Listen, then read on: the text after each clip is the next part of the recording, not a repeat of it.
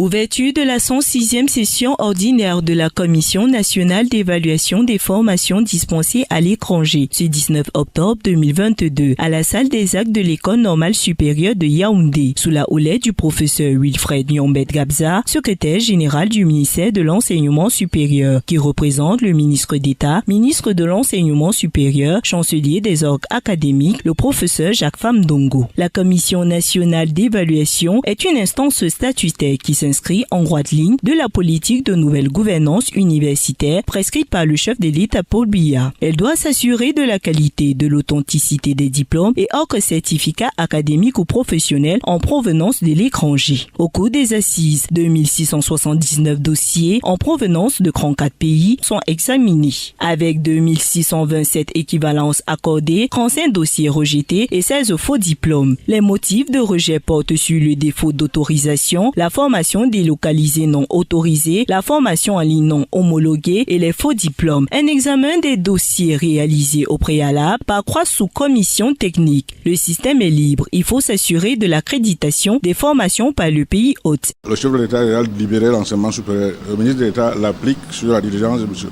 le Premier ministre des chefs de gouvernement. Mais les Camerounais doivent le savoir. Nous le disons et nous insistons sur ça chaque jour. Le ministre de l'État ne cesse de rappeler à tout moment qu'il a l'occasion qu'il faut toujours vérifier que les formations auxquelles nous aspirons est accréditée par le pays et autres. La commission va se prononcer sur les cas de rejet. Nous aurons à examiner 38 cas de rejet. La commission va se prononcer là-dessus. Le secrétariat technique fait son travail. Le président de cette commission technique fait leur travail, soumet les avis à la commission nationale qui doit délibérer, soit valider ou rejeter, comme proposé par la sous-commission technique.